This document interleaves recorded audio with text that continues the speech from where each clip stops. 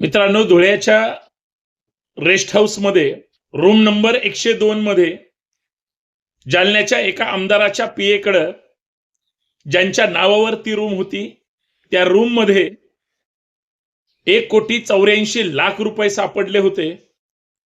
मला सांगा, त्या प्रकरणावर ईडी, सीबीआय, अजून कुठली केंद्रीय राज्यातली एजन्सीची चौकशी झाली का?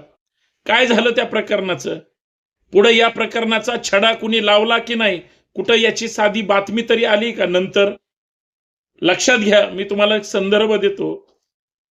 परमवीर सिंग नावाच्या मुंबईच्या तत्कालीन पोलीस आयुक्ताने तत्कालीन गृहमंत्री अनिल देशमुख यांच्यावर 100 कोटी रुपये घेतले याचा आरोप केला होता.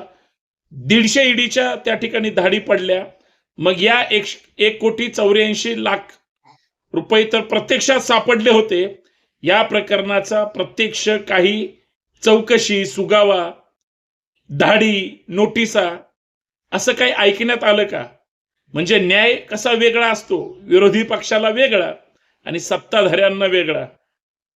मी फक्त तुमच्या आठवणीत आणून देण्यासाठी हा प्रपंच केलेला आहे.